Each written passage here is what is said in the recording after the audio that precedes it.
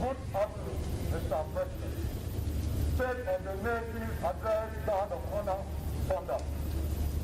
For upset, 26 rounds of stop. The one from the Ghana and the Ghana Assistant Power. Ready for inspection. Captain Robert Peter. Odika. What, Mr. President?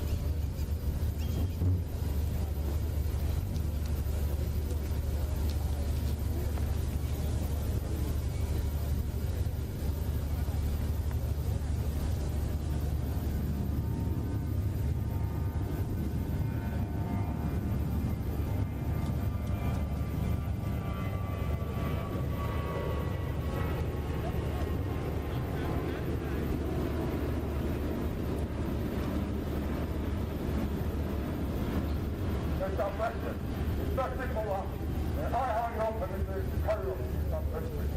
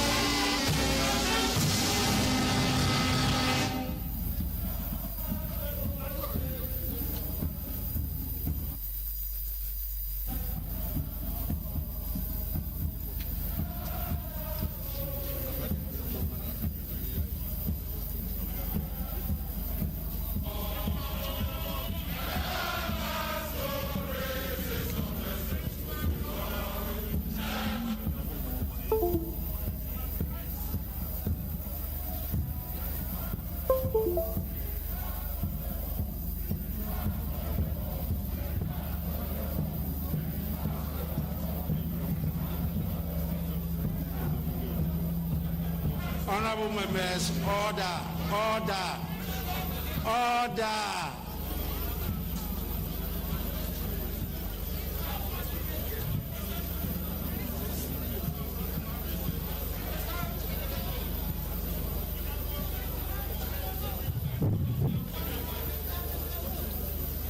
Honorable members, let us have some order in the House.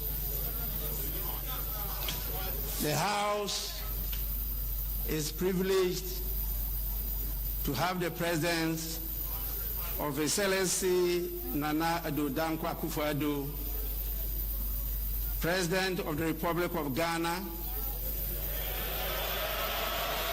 and Commander-in-Chief of the Ghana Armed Forces in the House.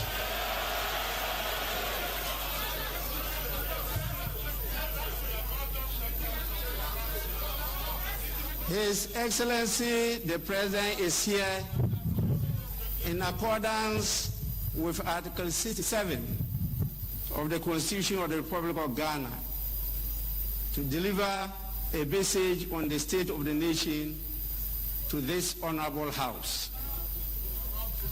On behalf of leadership and honorable members of this august House, it is my privilege and singular honor to welcome His Excellency the President of the Republic to the House.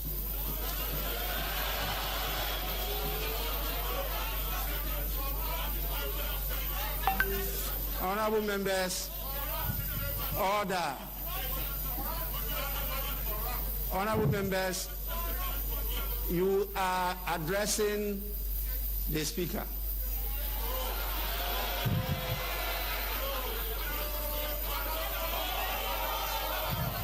Order in the House. Honorable members, I have the greatest pleasure in inviting His Excellency the President to deliver his message. Your Excellency, you may now deliver your message.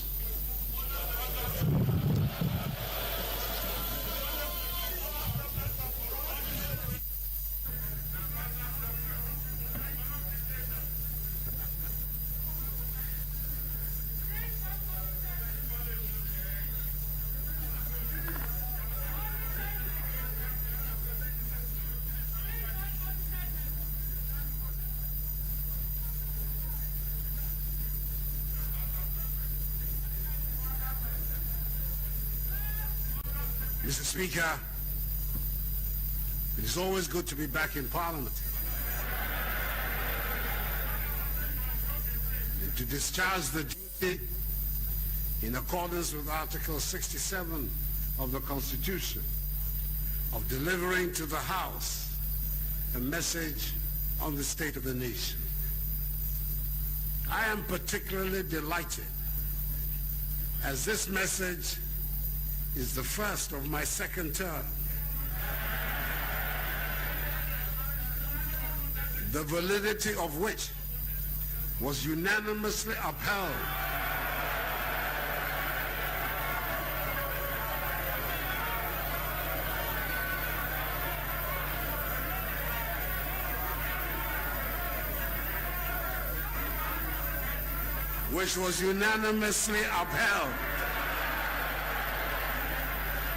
last week in a well-reasoned and excellent ruling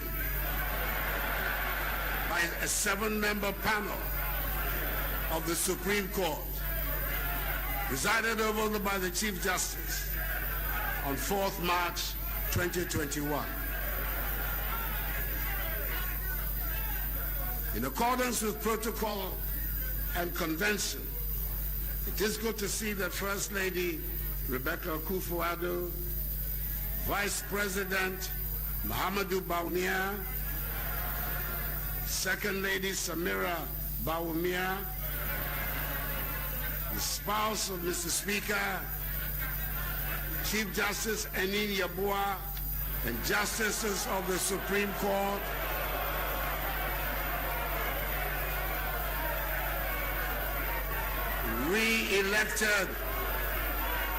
re-elected chairperson Nana Otuosubo II, and members of the Council of State, the new Chief of Defense Staff, Vice Admiral Seth Amwama, the Inspector General of Police, Mr. James Opombuenu, and service chiefs are all present, as are the Dean and members of the Diplomatic Corps.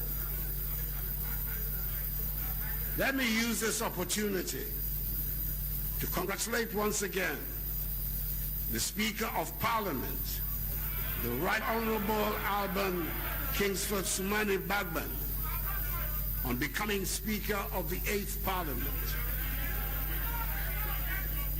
His has been a distinguished career, having entered the first Parliament of the Fourth Republic in 1993, and I came to meet him in the second Parliament in 1997. He has been Majority Leader, Minister of State, one of the three wise men in a previous government, second Deputy Speaker of Parliament, and now finds himself in this elevated position of being the third most important person in the governance structure of our country. It is wholly appropriate that at such a crucial period in the history of our country, my senior in Parliament and I should work together for the well-being of the Ghanaian people. Mr. Speaker, I wish you well in the discharge of the duties of this high office. Mr. Speaker, in 2017, I was here for the first time as President of the Republic, having won the election of 2016 and having inherited a faltering economy and an expectant people. Between that time and 2010, I sought to deliver on the mandate reposed on me and my party, the New Patriotic Party, and gain once again the confidence of the Ghanaian people. It was by no means a straightforward task. We were able to deliver on most of our 2016 promises. In spite of the considerable challenges we confronted and the setbacks we encountered, we were confident our record in office would put us in good stead before the electorate and earn us a second term in office, which it did. It means that the reason for which the Ghanaian people went to the polls on 7th December, that is to seek an improvement in their living standards and the rapid transformation of the economy, must continue in earnest. It means that the clarion call of 4 more for Nana and the MPP to do more for you must be realized, and I intend to do so. The commencement of this process has been facilitated by members of this House, and I'm thankful to you for enabling government to be duly constituted. The expeditious and thorough manner in which my ministers were scrutinized by the Appointments Committee and the approval by the full House of each of the 29 substantive ministers was for me an indication of the collective determination of both sides of the House, with mutual regard for each other, to work together for the good of the country. This is what the Ghanaian people demand from us, by insisting on virtual parity in the House between the two major parties of our country. The realization of the Ghana project and not the attainment of narrow partisan interests must be the guiding principle of the business to be conducted in the House. As President of the Republic, I give my commitment, my firm commitment to this end, and I assure Mr. Speaker and the legislature of the cooperation of the executive in this endeavor.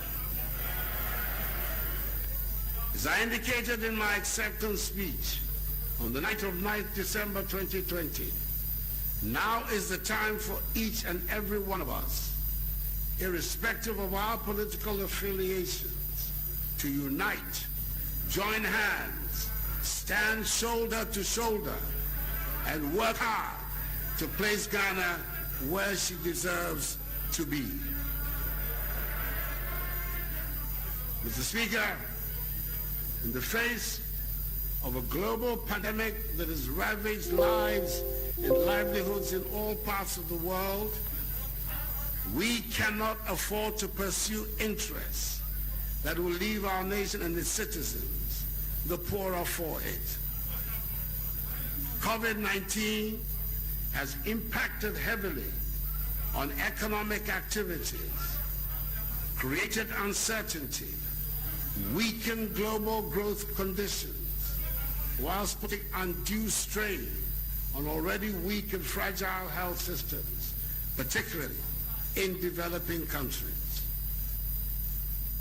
Mr. Speaker, between 2017 and the first quarter of 2020, we had made considerable gains in the management of the national economy, where we witnessed annual average GDP growth of 7%, single-digit inflation, reduced fiscal deficits, with 3 consecutive years of primary surpluses, a relatively stable exchange rate, a significant improvement in the current account with 3 consecutive years of trade surpluses, strong foreign exchange reserve buffers, markedly reduced lending rates, and appreciable job creation. According to the COVID-19 Business Tracker Survey conducted by the Ghana Statistical Service in collaboration with the United Nations Development Program, UNDP, and the World Bank, the COVID-19 pandemic has led to job losses, with many Ghanaian businesses and firms being forced to cut costs by reducing staff hours, cutting wages, and in some cases, laying off workers. This survey, again, showed that about 770,000 workers had their wages reduced, and about 42,000 employees were laid off during the 3-week partial lockdown imposed on the Greater Accra and Greater Kumasi metropolitan areas and their contiguous districts, Tema and Kaswa. Government, however, succeeded in protecting the jobs and incomes of all public sector employees. Indeed, the cost of COVID-19 has been enormous. Our overall economic growth rate for 2020 was reviewed downwards from 6.8% to 0.9%. The non-oil economy was also revised from 6.7% to 1.6%.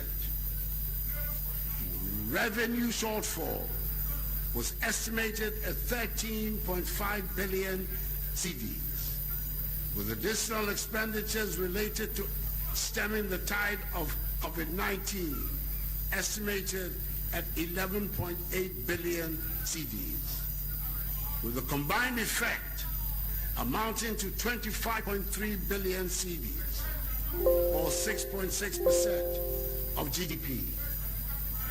The resultant fiscal deficit for 2020 was thus revised from 4.7% of GDP to 11.4% of GDP. This was done to reflect the impact of the pandemic. The fiscal responsibility rule of keeping a deficit within the threshold of 5% of GDP and a positive primary balance for every year was suspended in 2020 to enable fiscal operations accommodate the impact of the pandemic. I indicated at the time that we know what to do to bring the economy back to life.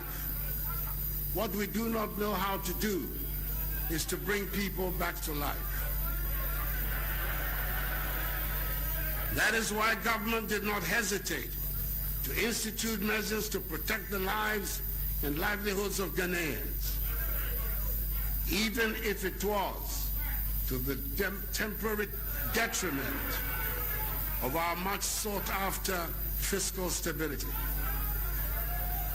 The formulation and implementation of the COVID-19 preparedness and responsible plan, tracing, testing, treatment, waiver of personal income tax, and provision of an additional 50% basic salary allowance to healthcare workers, expanding the capacities of laboratories to increase COVID-19 testing, establishment of isolation centers in all regions and districts, fumigation of markets and schools, provision of food packages and hot meals for residents in areas affected by the partial lockdown, provision of free water for all households, provision of free electricity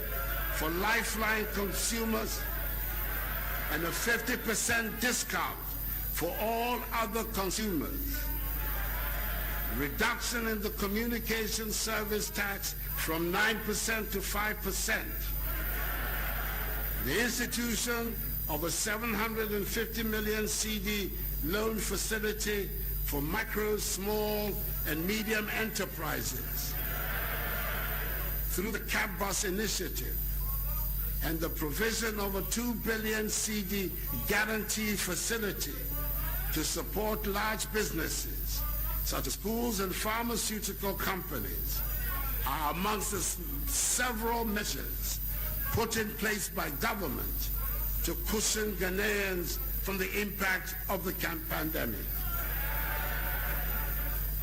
Support has also been forthcoming from the Bank of Ghana under its brilliant leadership, which has lowered the monetary policy rate by 150 basis points to 14.5%, reduced the primary reserve requirement from 10% to 8%, reduced the capital adequacy requirement from 13% to 11.5%, and reduced interest rates on the Ghana reference rate to 200 basis points. The Ghana Revenue Authority has also extended the dates for filing of taxes from 4 months to 6 months after the end of the base year, issued a waiver on VAT, National Health Insurance Levy, and Get Fund Levy on donations of equipment and goods for fighting the pandemic, waived income taxes on third-tier pension withdrawals, and permitted the deduction of contributions and donations towards COVID-19 as allowable expenses for tax purposes. Mr. Speaker, my government found the resources to cushion the impact of the pandemic because we are good managers of the economy. And we are good protectors of the public purse. Mr. Speaker, the pandemic has exposed the need to expedite the process of moving Ghana to a situation beyond aid. That is why government has developed and is currently implementing the 100 billion cedi Ghana Cares Obantampa program to transform, revitalize, and modernize our economy and return it to high and sustained growth for the next 3 years. The key projects under the CARES program include: A, supporting commercial farming and attracting educated youth into commercial farming. B, building the country's light manufacturing sector. C, developing engineering, machine tools, and ICT digital economic industries. D, fast-tracking digitalization. E, developing Ghana's housing and construction industry. F, establishing Ghana as a regional hub. G, reviewing and optimizing the implementation of government flagships and key programs. And H, creating jobs for young people and expanding opportunities for the vulnerable in society, including persons with disabilities. The establishment of the National Development Bank under the Ghana Cares program is expected to provide financial support to businesses in Ghana. Government expects economic activity, which has already picked up, to do so even further following the ongoing vaccination exercise and the easing of restrictions put in place to curb the effects of the disease. We expect GDP growth to rebound strongly this year to nearly 5%, above the IMF 2021 January projection of 3.2% growth for sub-Saharan Africa for 2021. The medium-term outlook supported by the implementation of the Ghana's CARES program is bright. We are confident that together we will emerge from the COVID-19 pandemic with a stronger and more resilient economy. Mr. Speaker, if we are to see the rebirth and growth of our economy, our people must be healthy and not succumb to COVID-19. On 24th February, government secured the first batch of vaccine doses from the COVAX facility. The vaccination campaign is currently ongoing, with 262,335 number of Ghanaians receiving the first dose of the vaccines as at 10:30 a.m. this morning. The target is to vaccinate 20 million Ghanaians, and government is working hard towards realizing this goal. We remain on course to taking delivery of some 17,600,000 vaccine doses by June, with more to come in the course of the year. I want to urge members of the House to lend their voices to the public education campaign currently ongoing with regards to the vaccination program. The vaccine, together with strict compliance with the safety protocols, is what will allow us to open up our country again and embark on the quest to restore normalcy to our lives and livelihoods. Government is also mindful of a problem associated with vaccinations and that is how to dispose of used PPEs, vials, needles, and syringes that are being used in the vaccination exercise. The government is collaborating with the private sector to establish 14 medical waste treatment facilities across the country to help address once and for all the safe disposal of medical waste. The pandemic, Mr. Speaker, has emphasized the need to expand access to health care for every Ghanaian, irrespective of his or her location. And I want to thank again and again all our frontline healthcare workers for their devotion to duty and sense of patriotism. The great amount of work undertaken by government has meant that we presently have some 307 functioning and well-equipped ambulances under the One Constituency, One Ambulance initiative, supported by a state-of-the-art digitized command center to field emergency calls and to dispatch ambulances. Last year, 33 major health projects were approved for implementation at the cost of 890 million euros. Key amongst them are the Koforidua Regional Hospital, Tema General Hospital, the Nephrology and Urology Center at Kolebu, redevelopment of the Fia and Kwanta Hospital into a teaching hospital, and the construction of a new regional hospital at Aguna Kwanta in the Western region. As announced last year, Agenda 111,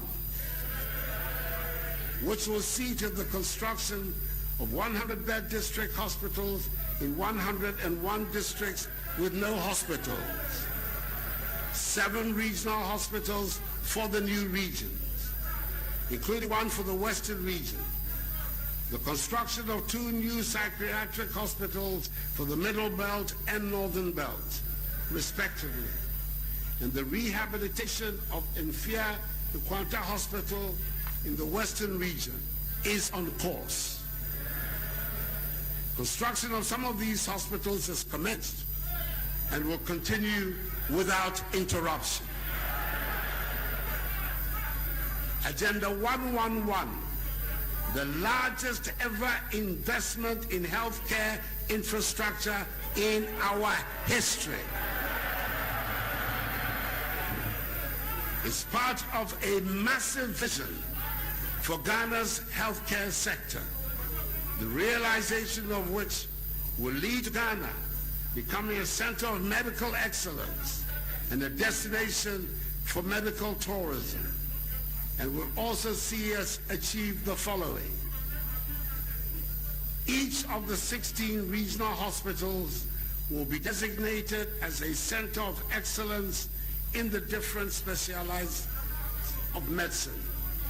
For example, orthopedic surgery, burns, plastic and reconstructive surgery, breast care center, fertility center, neonatology and pediatric center, neurosurgery and spine center, stroke center, heart and kidney center, and mental health center, to name a few. Continuously upgrade our medical curriculum and continue to train our young doctors and healthcare professionals in a world-class fashion. 3, incentivize the private sector to increase capacity to support demand in healthcare delivery. And 4, encourage Ghanaian medical experts in the diaspora to collaborate and join hands with us to help build and contribute to the realization of this noble vision. The West African region is estimated to reach a population of 500 million by 2020, by which time this vision would have been realized. government will continue to invest in the health sector and will continue to recruit more health professionals in addition to the 100,000 recruited in my first term for our health facilities. Electronic medical record system, e-health deployment is currently underway following its implementation in key health facilities like Kolebu, Konfuanoche, Ho, Tamale, and Cape Coast teaching hospitals, and several district hospitals in the central region. Upper East, Upper West, and Bono regional hospitals will go live on the e-health platform in 5 days. Mr. Speaker, when it was needed most, at the height of the pandemic, the ingenuity and creativity of the Ghanaians showed through, which caught the attention of the world. When PPEs were being sold on the world market at extortionist prices, largely because demand outstripped supply, we began producing them in Ghana. Scrubs, medical gowns, sanitizers, masks, and gloves, all of these essential to the fight against COVID-19 were produced in Ghana. In total, 14,600,000 pieces of personal protective equipment have so far been produced domestically for health workers, students, teaching and non-teaching staff of tertiary and secondary educational institutions. We are determined to make our own things, and the Akufo-Addo government will continue with the agenda of rapid industrialization with the aim of transforming the structure of the Ghanaian economy from one dependent on the production and export of raw materials to a value-added industrialized economy. Under the One District, One Factory initiative, 232 projects are at various stages of implementation. These include 76 operating as 1D1F companies, whilst 112, including 5 medium-sized agro-processing factories and 63 common user facilities, are under construction. Open your eyes, you'll see them. The Ghana Integrated Aluminum Development Corporation has made good progress on the bauxite exploitation program that will drive our industrial transformation agenda. We are in the final stage of an open and transparent investor engagement process and are in negotiations to select strategic investors to partner GIADE for the bauxite mining and alumina refinery projects. The selected partners will be announced imminently. Similarly, the Ghana Integrated Iron and Steel Development Corporation, GISDEC, has been set up and has begun its work in earnest. We have succeeded in attracting major global vehicle manufacturers under the Automotive Development Policy to set up in Ghana. So far, Volkswagen has produced 1,167 vehicles, Sinotruck 276 vehicles, and our own Kantanka has produced 400 vehicles. The Japanese conglomerate Nissan has also started the assembly of vehicles in the country. Mr. Speaker, our nation's food resilience has been severely tested over the past year. The closure of borders in the midst of the pandemic meant that we have had to depend largely on food we produced. We have fared well under the circumstances largely as a result of the bold policies implemented by government since 2017, such as the Program for Planting for Food and Jobs, Rearing for Food and Jobs, the One Village, One Dam initiative, the One District, One Warehouse policy, the establishment of greenhouse villages, revitalization of the cocoa rehabilitation program, and the reactivation of our aquaculture industry.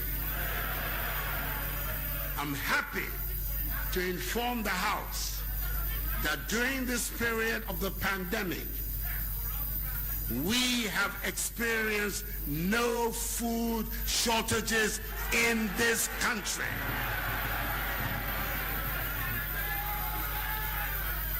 There have been increases in maize and rice yields by 110% and 48% respectively. We have for the first time in a long while become a net exporter of food, as opposed to the days of importation of tomatoes and plantain. Indeed, in 2019, we exported some 140,000 metric tons to our neighbors. We are determined to take full advantage of the African Continental Free Trade Area to produce more in Ghana, to sell more to Africa and beyond as we move Ghana beyond aid. The agreement for strategic partnership between Ghana and Côte d'Ivoire has bound our two countries in even closer intimacy, especially in the cocoa sector. We have succeeded in aligning the cocoa production and marketing policies of the two countries and ensured that we do not continue to be victims or pawns of a global cocoa industry that is dependent on the toil and effort of our farmers. A new trading mechanism has been implemented and has ensured that a new cost item of 400 United States dollars per ton for every cocoa sold by the two nations, effective from the 2021 season, is paid to our farmers. Through the establishment of the Tree Crops Development Authority, the government is determined to end the over-reliance on cocoa and develop other cash crops such as cashew, cotton, mango, oil palm, rubber, and shea. The government remains committed to the completion of the many harbors and landing sites, which are different stages of completion in Senya Breku, Disco, Elmina, Moray, Winneba, Gumwafete, Kessie, Keta, Mumford, and Jamestown.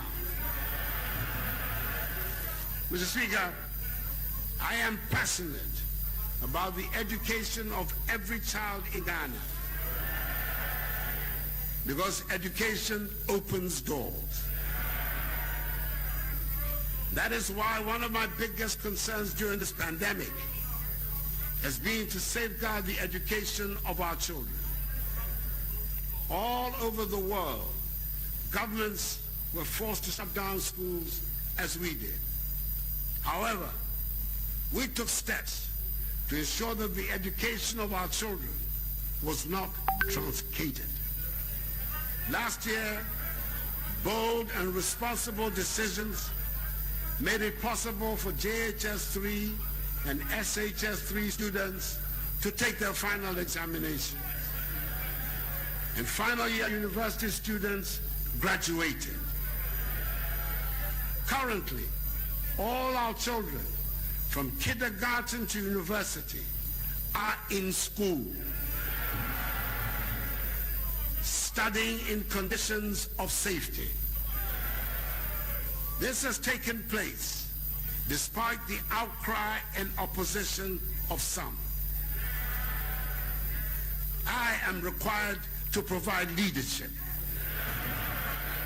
and that is what I am doing.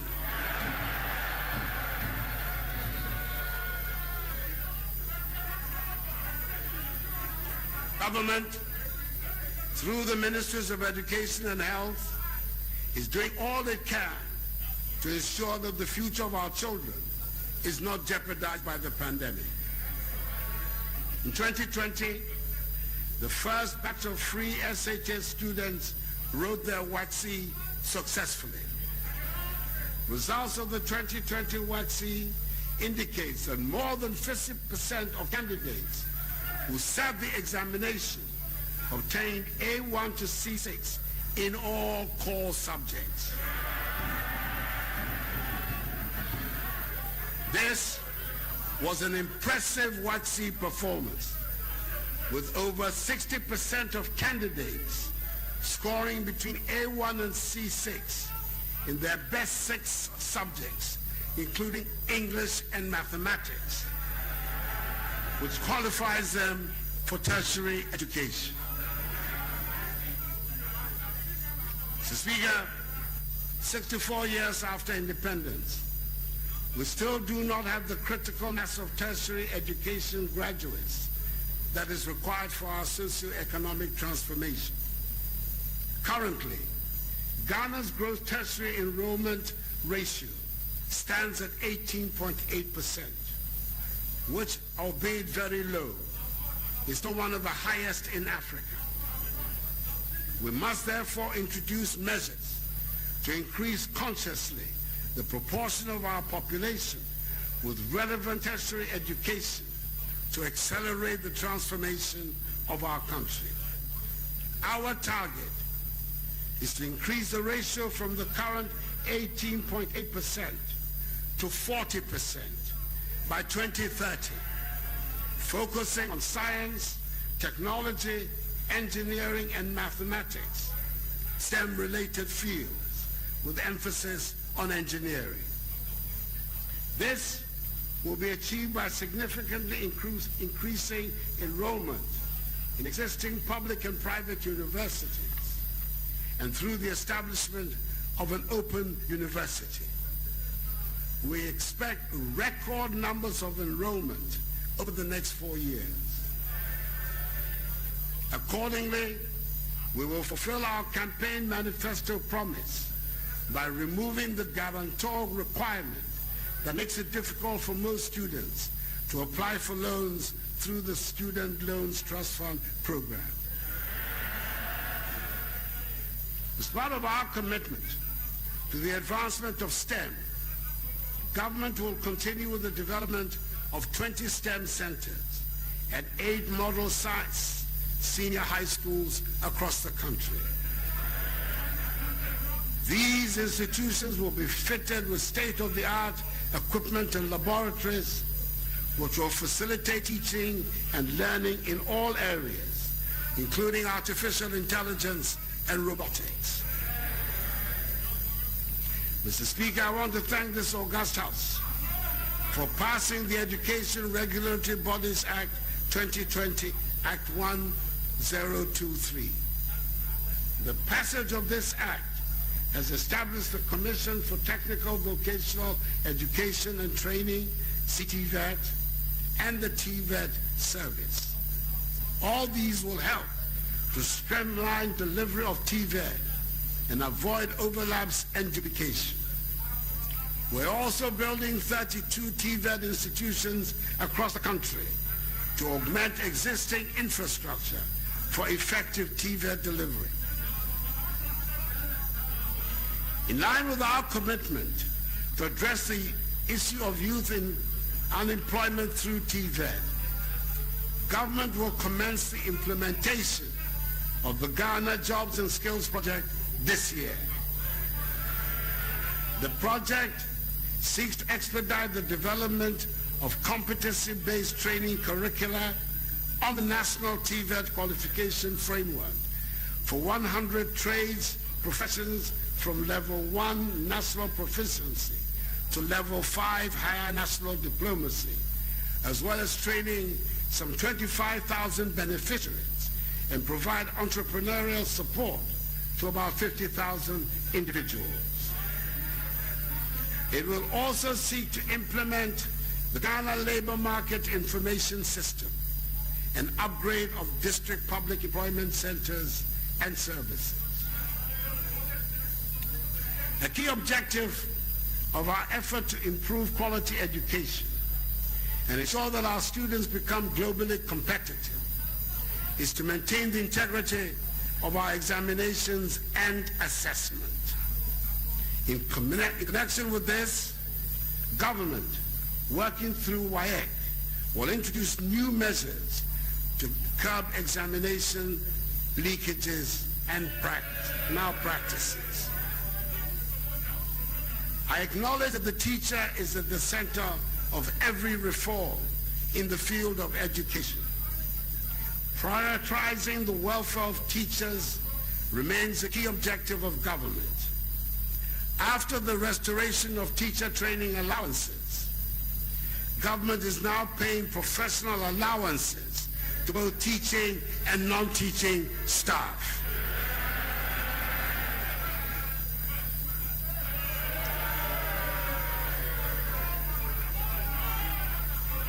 Something you found very difficult to do in 8 years. I'm happy to announce the government is facilitating the acquisition of 280,000 laptops for members of the Ghana National Association of Teachers, GNAT, the National Association of Graduate Teachers, NAGRAT, and the Coalition of Concerned Teachers, CCT, this year.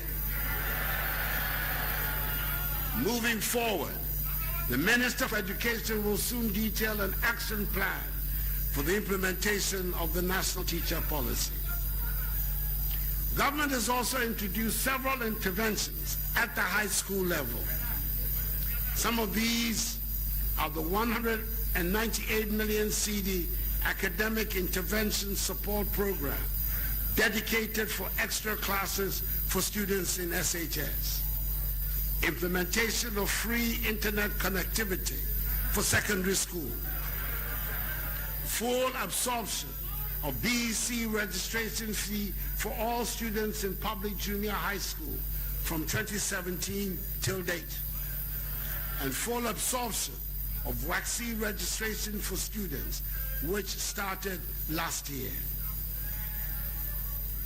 Mr. Speaker, our effort at digitization is gathering steam. When my government assumed office in 2017, we faced the challenge of a largely informal economy. The features of the informal economy included the absence of unique identification for citizens and residents of Ghana, and the absence of a working property address system across the country. Further, only a small proportion of our population was registered by the Ghana Revenue Authority, GRA, with tax identification numbers, TINs, and by SNIT for Social Security. 70% of the adult population did not have access to a bank account. Financial transactions were dominated by cash, and the processes of service delivery in most MDAs were largely manual and highly bureaucratic. It was in this context that we set about the process of formalizing our informal economy through digitization. Mr. Speaker, after 4 years in office, I'm happy to state that there's been more progress in formalizing the Ghanaian economy than there was in the previous 63 years since independence. Mr. Speaker, for the first time, we have enrolled 15.5 million people onto the national ID card system, the Ghana card. And we will complete the process this year. From 1st April, and this is not an April Fool's prank, all national ID numbers will become tax identification numbers. In so doing, the number of people registered by GRA from tax purposes will increase from the current 3 million to 15.5 million. I should recall that at the end of 2016, only 750,000 people had TIN numbers. The increase to 15.5 million in just 4 years is simply phenomenal. Similarly, from the second quarter of this year, all national ID numbers will also become SNIT numbers. This will increase the number of people on the SNIT database from 4 million to 15.5 million, making it easier for new contributors to be enlisted on the scheme. The national ID numbers will also become NHIS numbers. Very soon, we will link the national ID to all SIM cards, bank accounts, birth and death registry, DVLA documents, and passports.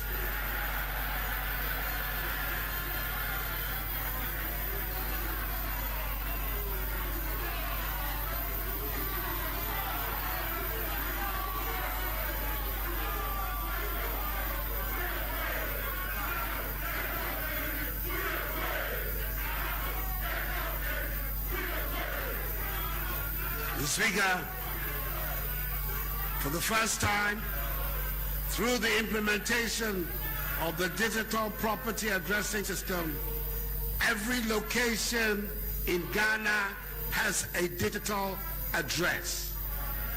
The process of affixing unique property address plates for some 7.5 million properties in all 16 regions has also started. Mr. Speaker, for the first time in Ghana, more than 70% of the population has access to financial services, either through a bank account or a mobile money account. We've been able to do so through the implementation of mobile money interoperability between bank accounts and mobile wallets, with Ghana as the first and only country in Africa to have done so. It is therefore not surprising that Ghana is the fastest growing mobile money market in Africa. Furthermore, our successful introduction of the Universal Quick Response Code for payments across banks, telcos, fintechs, and merchants will propel Ghana to be amongst the first countries in Africa, if not the first, to move towards a largely cashless economy when fully rolled out across the country with the support of the Bank of Ghana. Mr. Speaker, we have also digitized the operations of many government institutions, including the ports, NHIS, DVLA, GRA, and the Passport Office. One of the most dramatic examples of this development has been the ability of SNIT to pay pensions within 10 days of application, as opposed to the endless delays of the past. To make it easy to obtain government services, a portal, Ghana.gov, has been established where all MMDAs are being onboarded. It is a one-stop shop where anyone can apply for and pay for a government service. We expect to complete the onboarding of all MMDAs this year, and in so doing, significantly enhance the efficiency and reduce the cost of delivery of government services to our people. Mr. Speaker, the Integrated Customs Management Systems, ICOMS, which is an end-to-end customs management system at the ports to enhance management and collection of custom duties, has, despite initial resistance and controversy, succeeded in eliminating the multiple routes prior to payment of duties, ensuring seamless processes, increasing revenues, and speedy processing of manifest declaration and valuation on the same system. We have also integrated the Ghana.gov platform and the integrated tax application preparation systems, which allow taxpayers to make payments at their convenience online and through taxpayers' banks in the use of mobile money, credit cards, and debit cards. Mr. Speaker, it is clear that we have made significant strides in formalizing the economy, and we will do even more going forward. Mr. Speaker, our judicial system has not been left out of the digitization program. Today, the e-justice and e-case register initiatives, for example, are helping to ensure that the law keeps pace with technology, ending the age-old missing dockets phenomenon and endless litigations, which have plagued the efficient delivery of justice in the country for many, many years. Government, through the Ministry of Local Government and the District Assembly Common Fund, has commenced in an unprecedented initiative the construction of 90 courts with accompanying accommodation for judges across the country to help address the problem of inadequate court infrastructure. These structures are at advanced stages of completion. Again, through the same medium, 20 townhouses and a guest house are being built to be used as permanent residences for Court of Appeal judges based in Kumasi who are mandated to handle cases in the northern part of the country. With the coming into force of the Courts Regulation 2020 LI 2429 of 16 December 2020, the relevant sections of the Courts Act, Act 459, have been amended and has led to an expansion of the jurisdiction of the lower courts. Indeed, prior to the amendment, the monetary value of cases that could be heard by the district and circuit courts were 20,000 and 50,000 cedis respectively. Today, the district court's jurisdiction over cases brought before it has been increased to 500,000 cedis, whereas that of the circuit court has been increased to 2 million cedis. Mr. Speaker, this increase in jurisdiction will ensure that more cases are heard in the district and circuit courts, thus easing the burden on the high courts. All these measures will go a long way to enhance justice delivery in the country and help consolidate the rule of law. Mr. Speaker, when I appeared before this House on 4th January 2021 to deliver the last message on the state of the nation at the dissolution of Parliament, I called for a national discourse on the long-standing issue of illegal small-scale mining in our country. Yes, in the last 4 years, so much has been achieved in cleaning up this industry, training miners in the best methods of mining, introducing community mining, enacting additional regulatory legislation. But the reality is that illegal small-scale mining remains a major problem.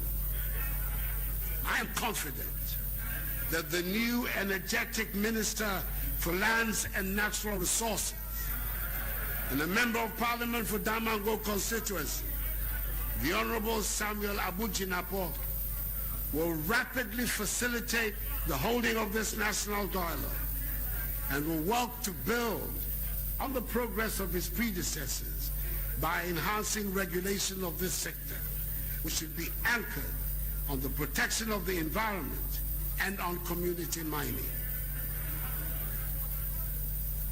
Mr. Speaker, Let me at this point assure the House that in the course of this session of Parliament, government will come back to engage the House on the steps it intends to take on the future of the Ejapa transaction.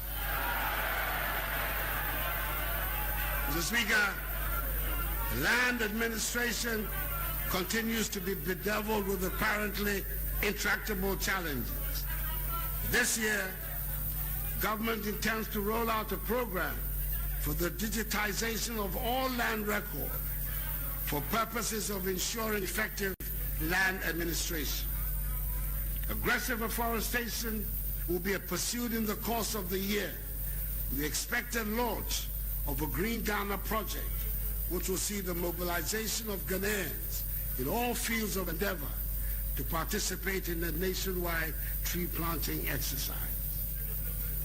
Mr. Speaker, in 2018, Ghana won the bid to host and organize the 2023 African Games for the first time since the tournament started in 1965.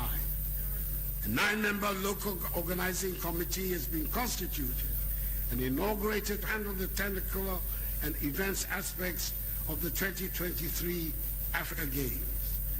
Government intends to provide maximum support to the NOC to help ensure we organize and host successful games. The construction of 10 youth resource centers across the country, which are at different levels of completion between 85 and 95%. We are as well renovating and rehabilitating many other abandoned sports facilities. We're paying allowances to about 1,000 athletes through the youth employment agencies. The Ghana Premier League has started, and hopefully, when we return to normalcy, capping of spectators at the stadiums will be a thing of the past. This is a proper occasion for me once again, on behalf of all Ghanaians, to congratulate the Black Satellites on their splendid victory in winning the nation's 4th Under-20 African Nations Trophy when they defeated Uganda by 2-0 on Sunday in Nouakchott, capital of the Republic of Mauritania. I call to the Black Satellites and to the technical and management team for their Independence Day gift. I look forward to receiving them at Jubilee House later this afternoon after I am done with you. To receive them this afternoon. Hopefully, this should be the beginning of a new era of success for Ghanaian football. Mr. Speaker, the creation of the 6 new regions led to the establishment of 6 new regional houses of chiefs. In my tour of the country last year, I inaugurated these new houses and cut the saw for the construction of 6 new buildings for them, which are ongoing. Government, through the Ministry of Chieftaincy and Religious Affairs, will continue to engage our traditional and religious rulers in matters of our common interest, such as the protection and preservation of the environment. Government is also determined to provide the funding necessary for the judicial committees of the various houses of chiefs to be able to do their work effectively and efficiently so as to bring closure to many long-standing chieftaincy disputes. Mr. Speaker, our nation continues to benefit from the year of return. Since then, we have intensified our engagement with Africans in the diaspora and all persons of African descent, more positively in areas such as trade and investment cooperation and skills and knowledge development, and what we call beyond the return. The Ministry of Tourism, Arts and Culture, together with its implementing agency, the Ghana Tourism Authority, is working towards the realization of this initiative, which will bring even greater spotlight on our nation, Ghana. A lot of work has been undertaken in revamping our tourist sites and making them attractive. Digital revenue collection systems have been installed in the Elmina and Caicos castles, the Kwame Nkrumah Memorial Park, and Vili waterfalls. Government has upgraded 5 tourism sites to meet international standards for increased visitation and create jobs and incomes for the people. The new minister for the sector, the industrialist Ibrahim Awal Mohammed, has also indicated his determination to strengthen the creative arts industry in Ghana. Already, the first ever creative arts senior high school, located in Kwadaso in Kumasi in the Ashanti region, is nearing completion. The governing board of the National Film Authority is in place, and even greater attention will be paid to this sector by government.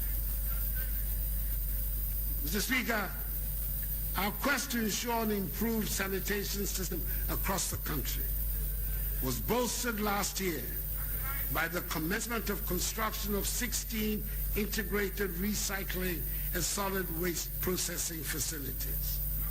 It is expected that all 16 facilities will be completed before the end of the year. The Sustainable Rural Water and Sanitation Project and the Water Supply Improvement Project of the Ghana-Spain Debt Swap Development Program have been completed. In September 2020, I joined the people of Amejofe, Jope, Akpokope, Batume Junction, Mache, Jolobokame, and surrounding communities to commission the 5 piped water supply systems under the project. Concrete preparatory works have also commenced on a number of water supply projects across the country, including the Waiting Water Supply Project, Ketar Water Supply Project, 5 Districts Water Supply Scheme Phase 3, Tamale Water Supply Project, Damango Water Supply Project, and Yendi Water Supply Project. Our efforts at ending open defecation received a boost with the construction of 103,149 toilet facilities for vulnerable households in towns and villages across the country under the Household and Institutional Toilet Program. The cumulative result of this has been that some 822,000 persons have benefited nationwide. Some 5,500 communities have also been declared open defecation free. Mr. Speaker, in the energy sector, the National Energy Policy 2020 has been completed to improve the framework and strategies to meet contemporary needs, energy needs of the country. The government has improved the financial sustainability of the energy sector through several interventions, including paying up the energy legacy debts that you left.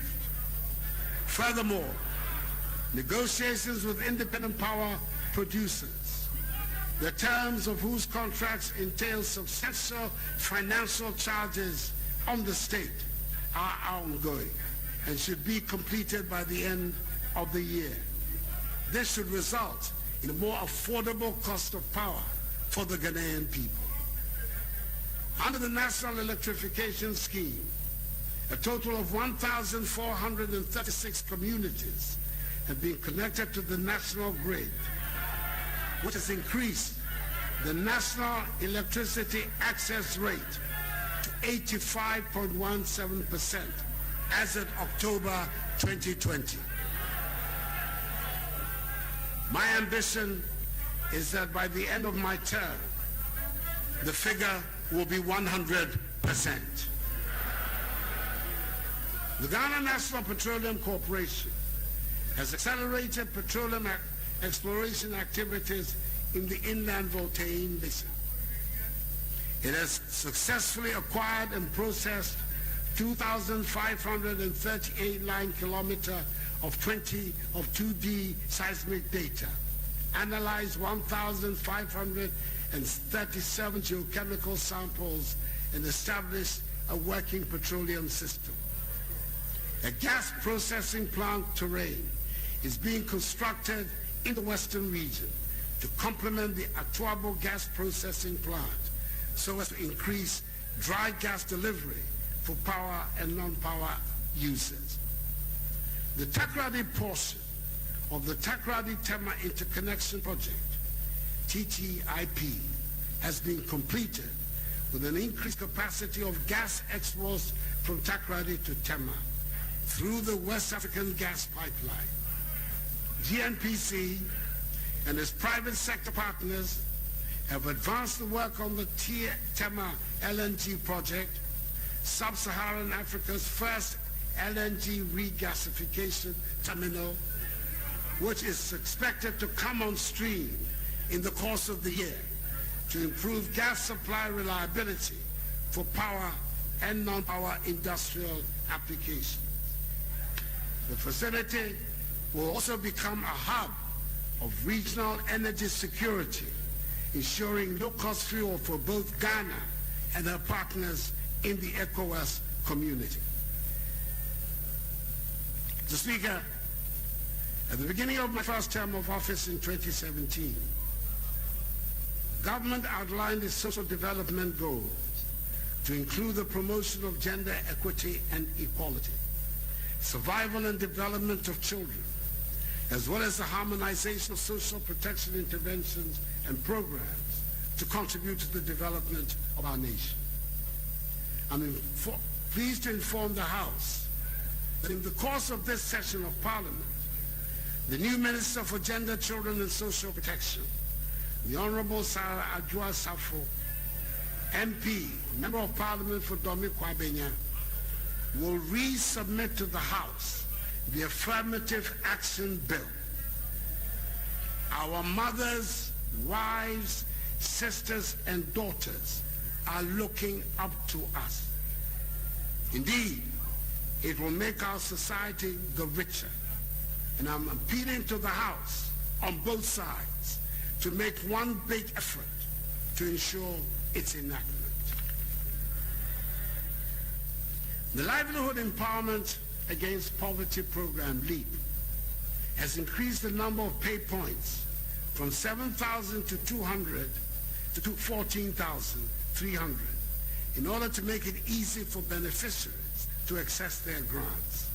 In all, a total of 334,438 households benefited from the program. The Ghana School Feeding Program currently feeds over 3,300,000 beneficiary pupils in some 9,000 kindergarten and primary schools with one hot nutritious meal every day per child.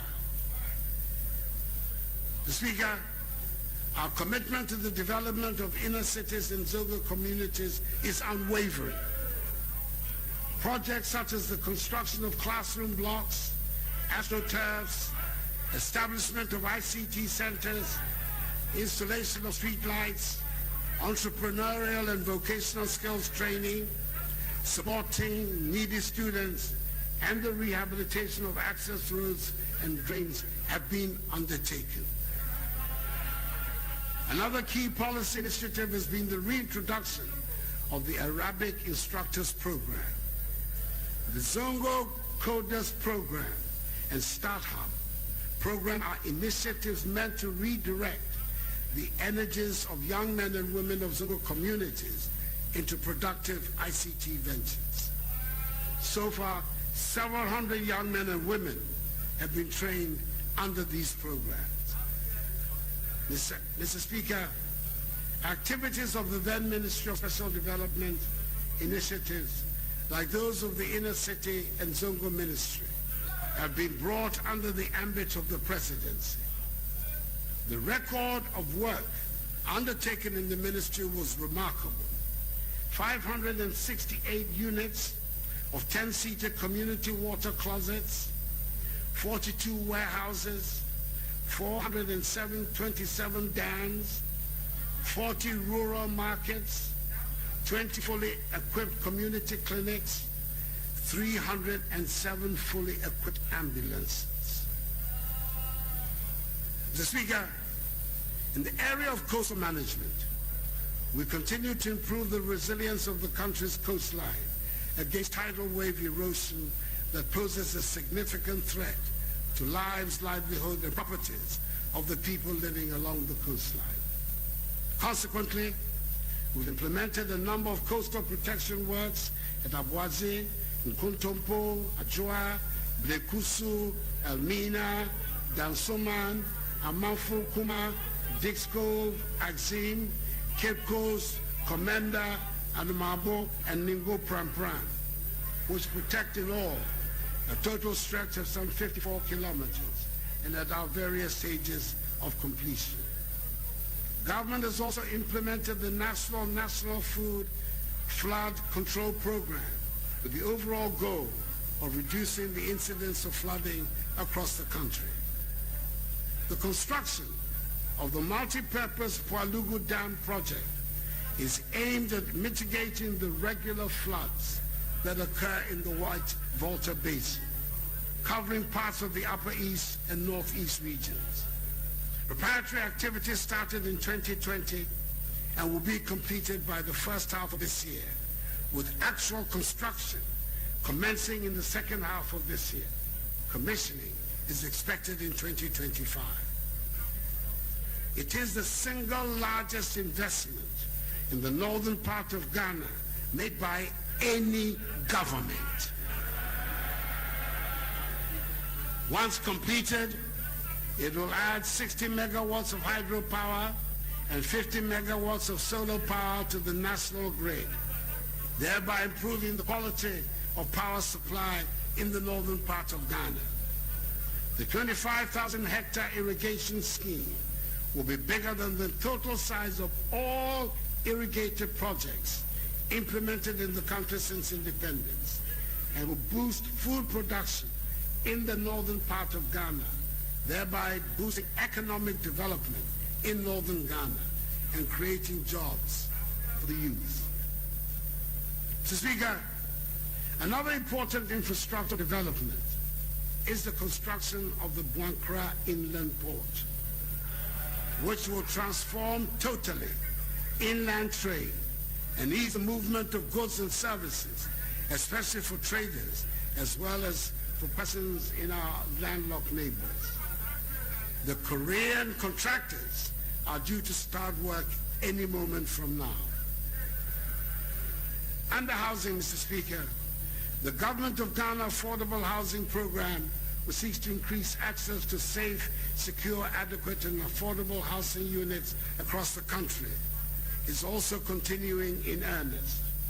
Thus far, 1,464 units in Boteman, 1,027 in Asokore Mampo, and 312 housing projects have been completed in Gong.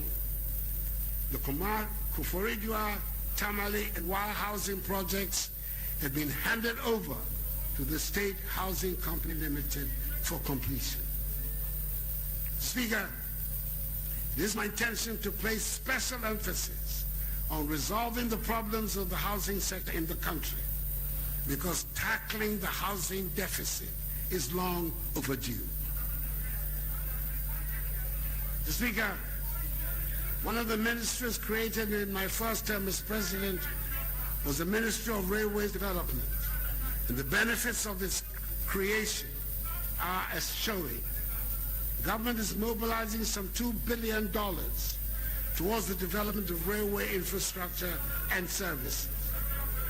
To this end, government has rehabilitated a section of the narrow gauge western line from Kujokrum to Takwa through Nsuta to facilitate the haulage of manganese from Nsuta to the Takrady port, and also to provide a passenger railway service along the corridor. Construction of a new standard gauge line from Kujokrum through Asiam to Manso is also ongoing.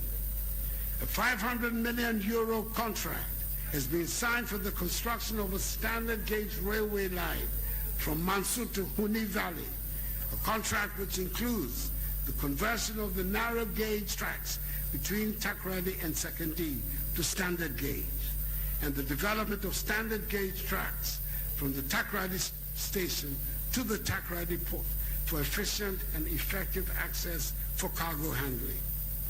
The development of the project will result in the construction of 102 kilometers of rail tracks between the port of Takoradi and Humni Valley. Contracts for standard gauge railway lines from Kumasi to Kasi, Kasi to Adriadin, Adriadin to Obuasi, Adriadin to Ajiso, with the linkage to the Buankra Inland Port, Manso to Dunkwa, have all been signed. The Tema to Mpakadan Railway project is currently about 80% complete, with the rehabilitation of the railway training school and 2 location workshops being completed.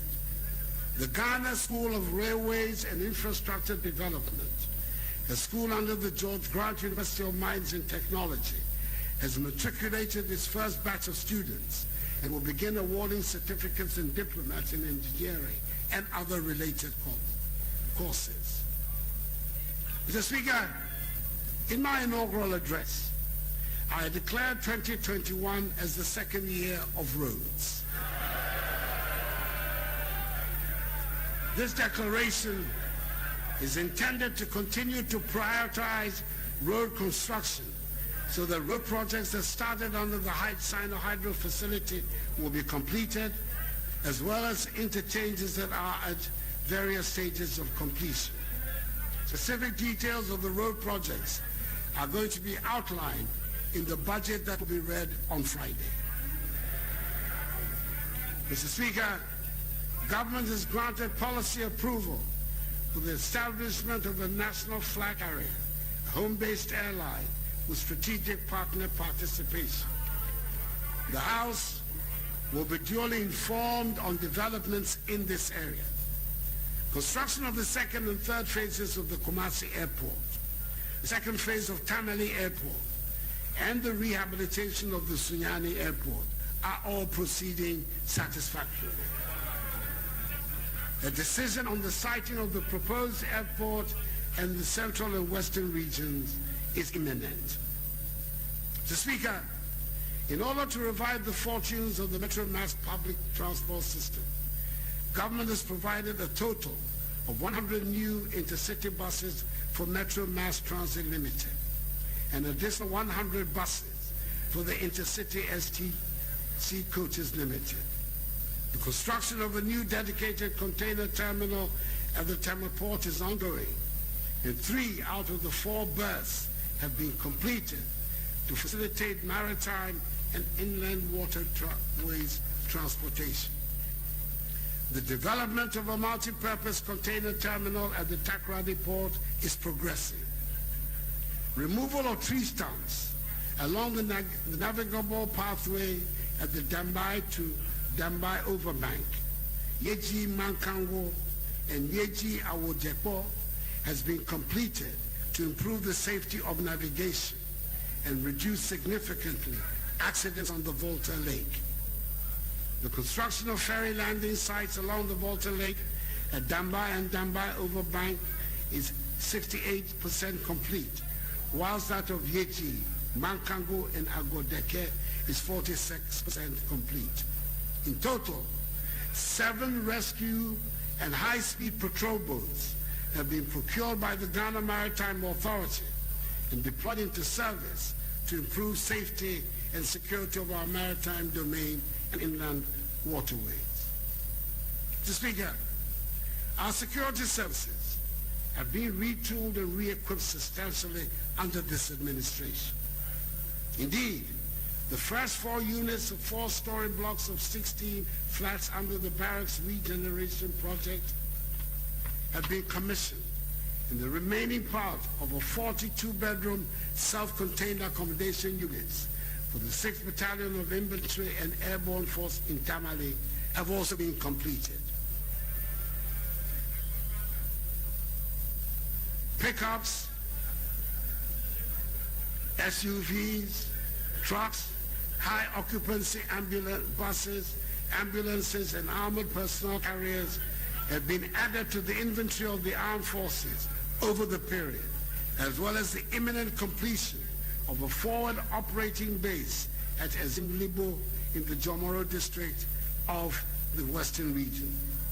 And in response to the creation of additional ranks within the military, government reviewed salaries and allowances for armed forces and civilian employees upwards, effective 1st January 2020. The capacity of the Ghana National Fire Service has been raised with the procurement of 5 sets of extrication equipment and 2 hydraulic platforms procured. Indeed, when I took office in January 2017, the police service had a total of 492 serviceable cars.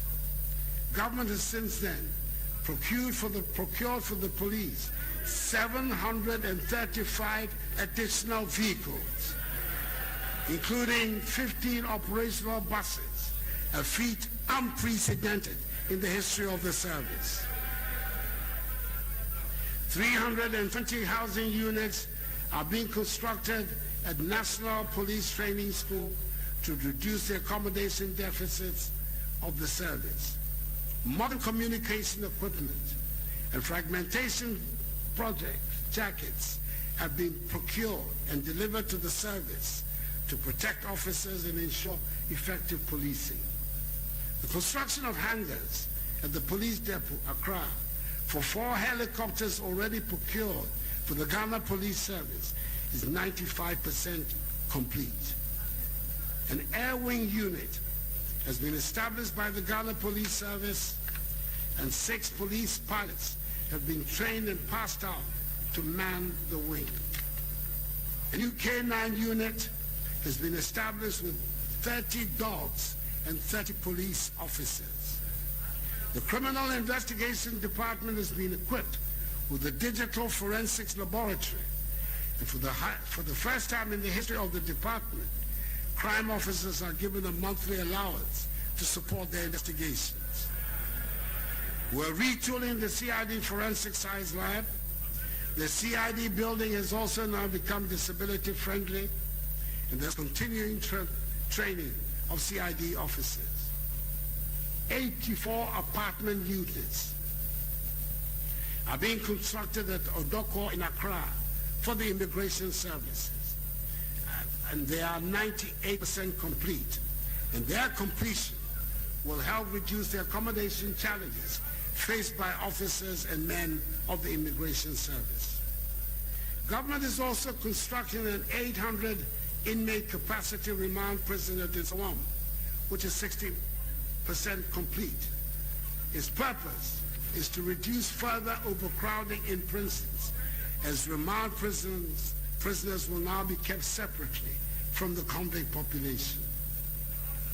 Mr. Speaker, these large investments in equipping our security services is inspired by the recognition that the peace and stability of our nation are critical for our development, especially as we live in a difficult and sometimes dangerous world.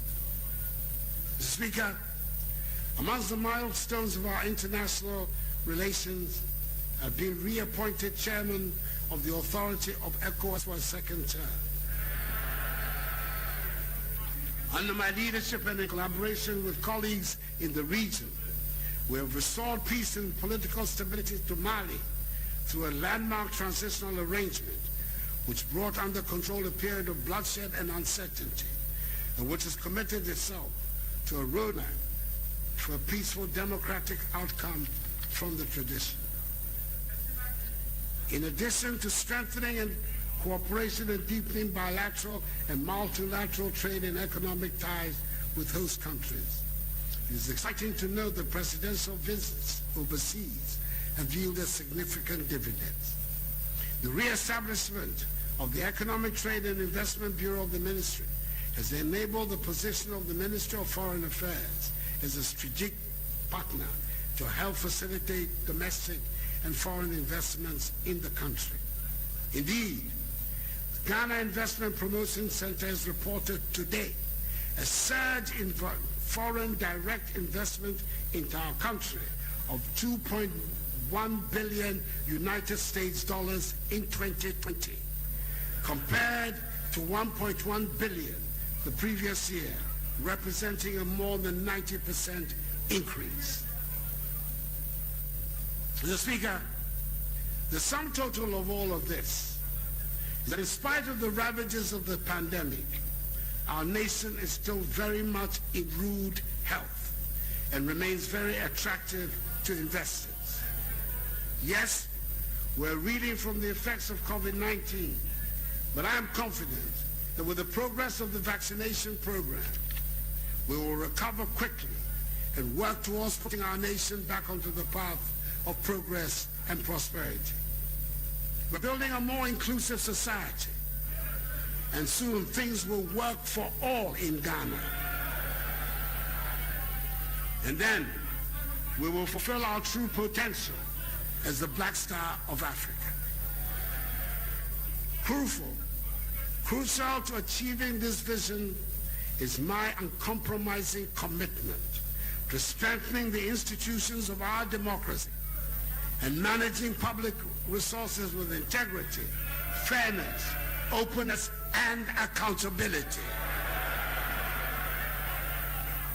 Mr. Speaker, ours is not a government that shies away from public scrutiny. Far from it. That is not the NPP way. That is why in 2001, under the outstanding leadership of the second president of the Fourth Republic, His Excellency John Agyekum Kufuor, and with me as his Attorney General, the criminal libel law was repealed to protect and expand media freedoms in the country. And in 2003, the Public Procurement Act was introduced to protect the public purse. That is why it was my government that took the bold steps in 2008 to bring about the establishment of an independent prosecutor with the setting up of the Office of Special Prosecutor. That is why it was my government that in 2019 enacted the Right to Information Act, which had been shirked by previous administrations despite decades of agitations and civil society groups and journalists. That is why within 2 years of being in office, we more than doubled funding for accountability institutions of state like SHRA, EYOCO, the judiciary, and the Auditor General. Government and the people expect those in charge of our government institutions to do their work with professionalism and good faith. Indeed, the institutions of our nation, whether the executive, legislature, or judiciary, are working. The Supreme Court, Mr. Speaker, for example, last week determined the challenge to the validity of the 2020 presidential election and affirmed this validity in a unanimous decision.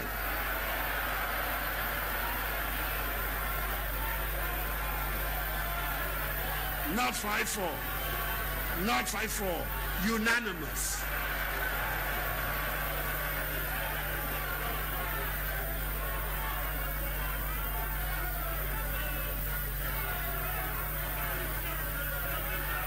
Mr. Speaker, the court has spoken. It is time for all of us to move on and in a united manner confront the problems of post-COVID-19 Ghana.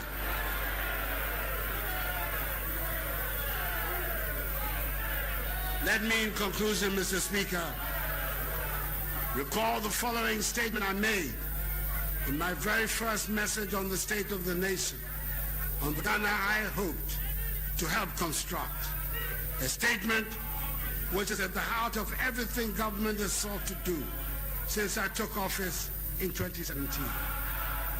This government will be defined by integrity, sovereignty, a common ethos, discipline, and shared values. It is one where we aim to be masters of our own destiny, where we mobilize our own resources for the future, breaking the shackles of the colonial economy and a mindset of dependency, bailouts, and extraction. It is an economy where we look past commodities to position ourselves in a global marketplace. It is a country where we focus on trade, not aid, a hand up, not a handout. It is a country with a strong private sector. It is a country that recognizes the connectedness of its people and the economy to those of its neighbors. This requires a forward-looking vision for our country, enabling us to confront our challenges and embrace our opportunities, not one fastened in the rear view mirror. It is a Ghana beyond aid.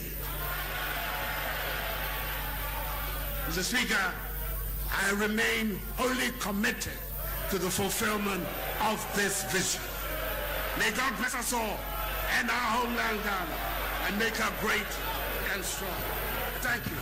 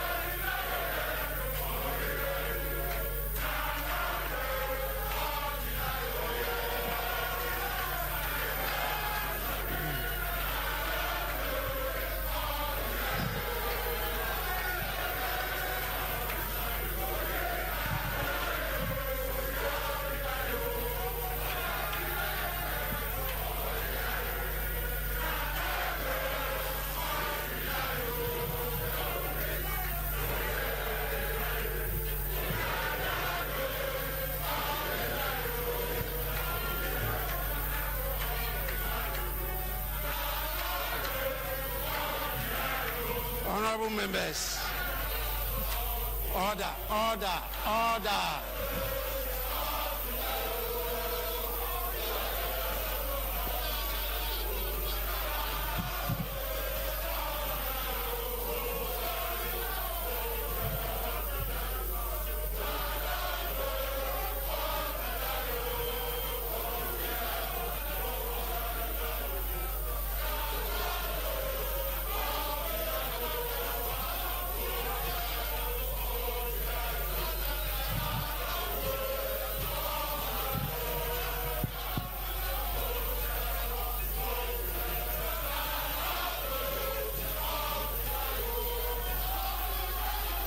Honorable members, order,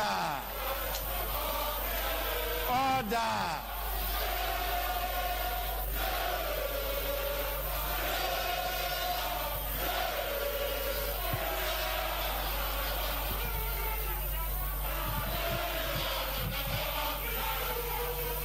Honorable members, be seated.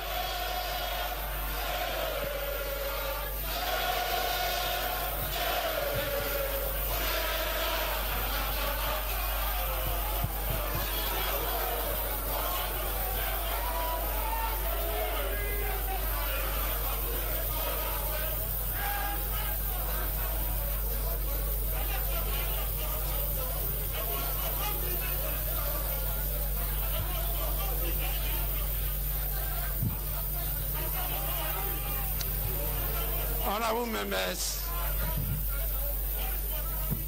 in accordance with Standing Order 58, I convey to His Excellency the President the gratitude of the House. Honorable members, again, in accordance with the practice of this House, a formal communication will be forwarded to His Excellency the President after the House has thoroughly debated this address.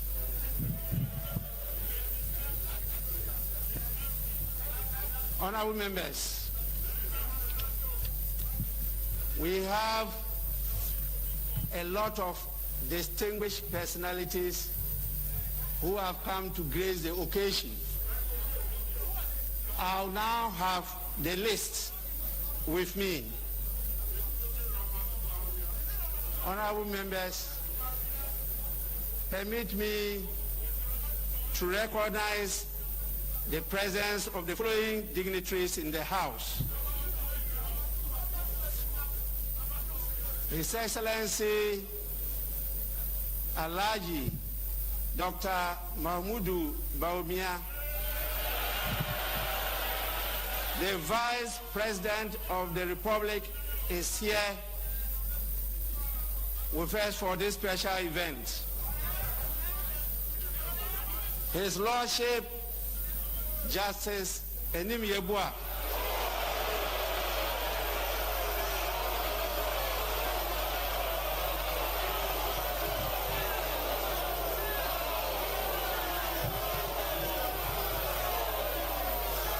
honorable members,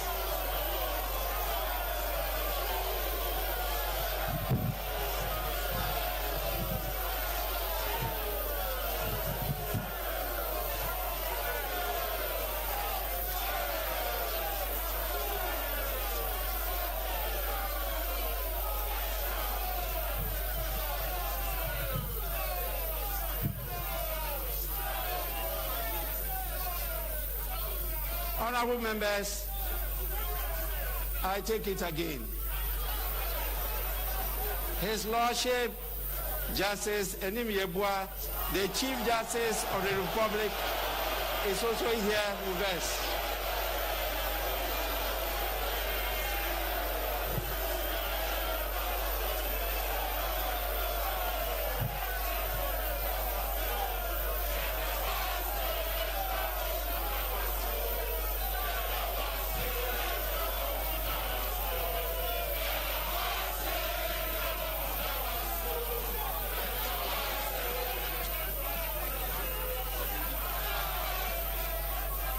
Honorable members,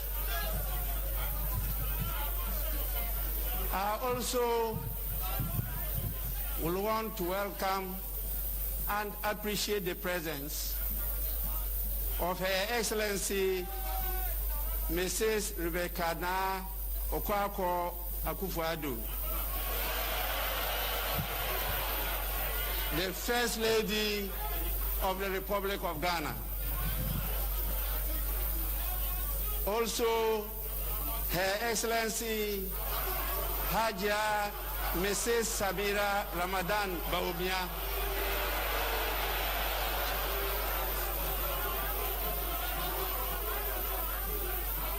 the spouse of the Vice President.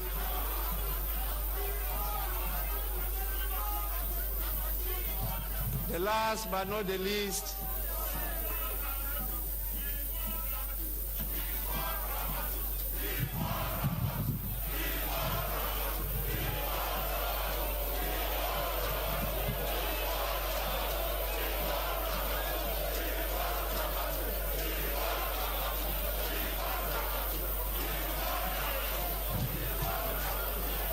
honorable members, I don't know which of you has a girlfriend called Ramatu,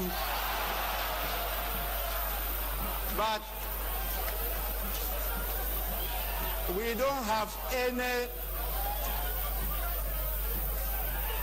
dignitary here called Ramatu. Honorable members, we also have the Left Honorable Madam Alice Ajua Yunas, spouse of the Right Honorable Speaker of Parliament.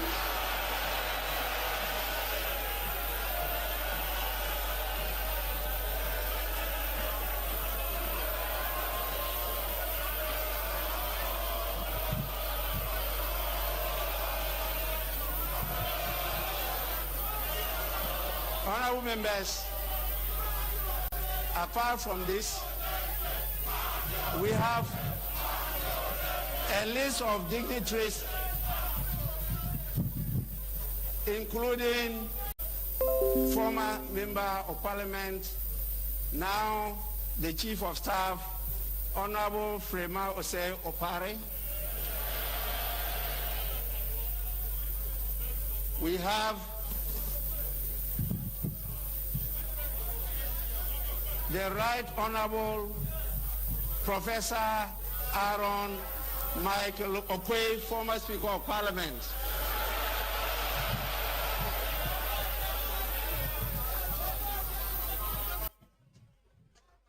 Professor, we are most grateful for your presence. We have Honorable Fedible, Chairman of the New Patriotic Party. We have Honorable Samuel Ofusu Ampofo, Chairman of the National Democratic Congress. We also have Honorable John Boedu, General Secretary of the New Patriotic Party. And our important traditional leaders, Addo, Wuya, Kwesi Amle, the Safe, Osudoku Manche, and acting president of the Greater Accra Regional House of Chiefs. We have Nene Kano Atiepa III, Ningo Mankrelo, and acting president of the Ningo Traditional Council. We have Nana Kabukuo Dumali the First, Paramount Queen Mother of Adan. We also have Nana Lomoki Lomo, Ada Traditional Council, and Na Asabu Abe the First, Paramount Queen Mother of Prapram Traditional Area. Let me also recognize the presence of a number of ministers of state, our lords, members of the bench, distinguished members of the Council of State, and Your Excellencies, members of the Diplomatic Corps. On behalf of honorable members of Parliament, I appreciate and thank all of you for coming to grace this occasion.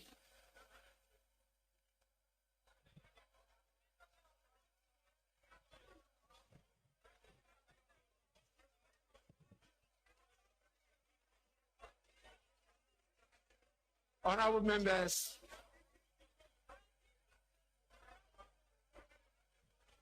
I will now invite our leaders, starting from the majority leader, to give an indication as to where we move from here. Honorable Majority Leader.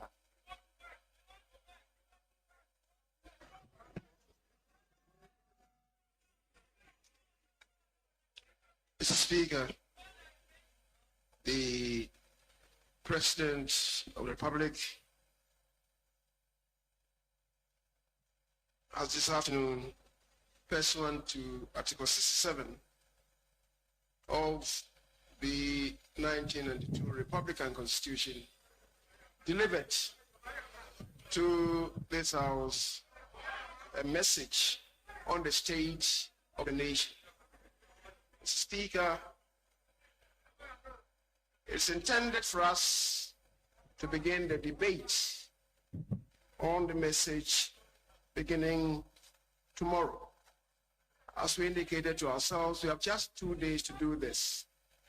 And accordingly, we'll begin the debate tomorrow at 10, and the House will have an extended sitting to continue on Thursday and hopefully to end in the evening of Thursday the debate on the content of the President's message to the nation. Accordingly, Mr. Speaker, I beg to move that this House takes an adjournment until 10 o'clock tomorrow in the forenoon. I so move. May we also hear from the minority leader.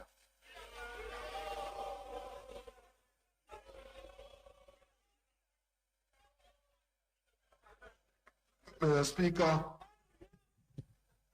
as noted by my colleague, the President, Nana Addo Dankwa, is here, has discharged his constitutional obligation, noting that Nana back, Ajapa back, with no comment on LGBTQ and no comment on the uninvestigated killings on December 7th, whilst we'll continue in the debate to remind him that we'll seek justice for Tajuddin Al-Hassan and Abdallah Ayarik.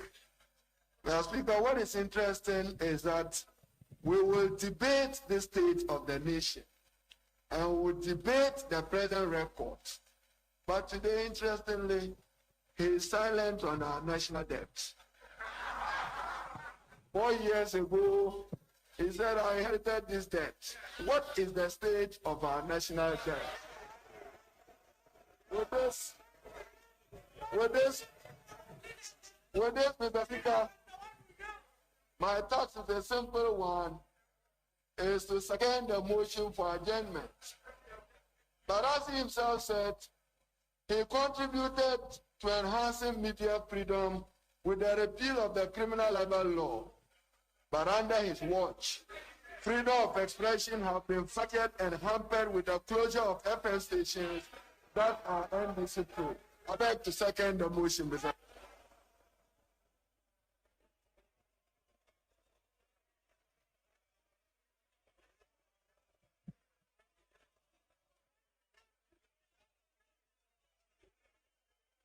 Honorable members, motion has been moved and seconded. I now put the question. As many as are in favor of adjournment, say aye. As many as are against, say no.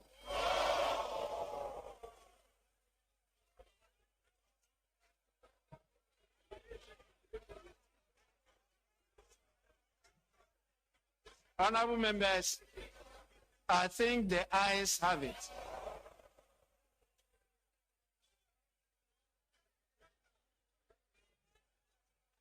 The ayes have it. The motion is adopted.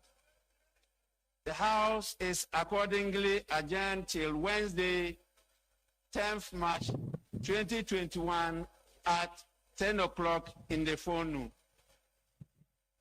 Once again, I thank honorable members.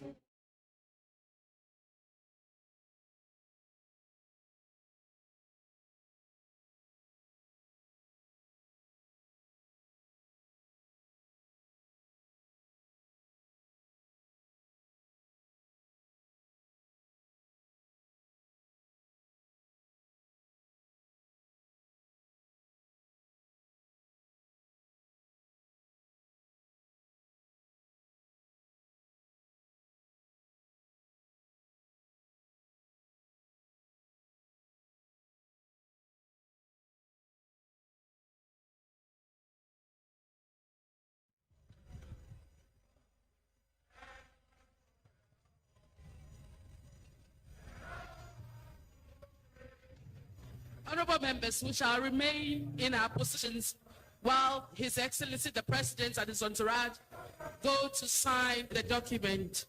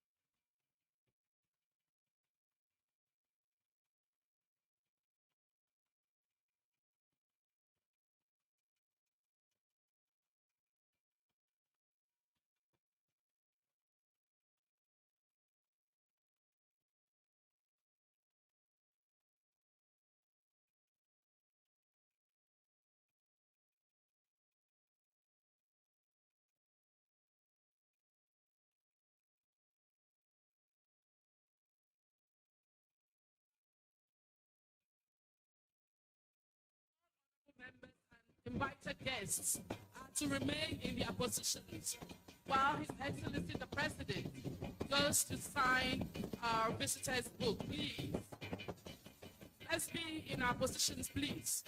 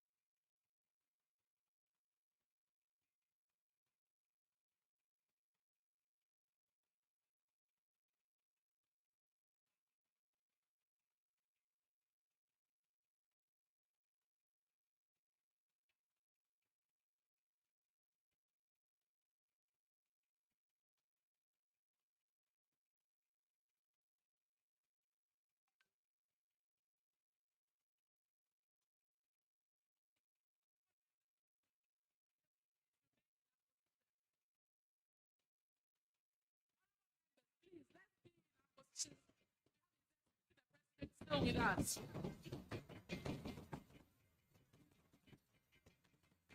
Members, please, let's be in our position. It's excellent that the President is still with us.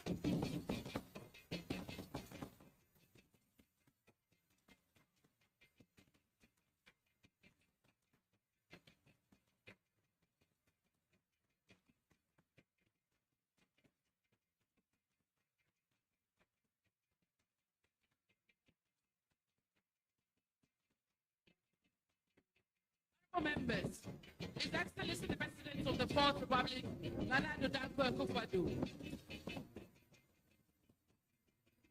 Honorable members, Mr. President.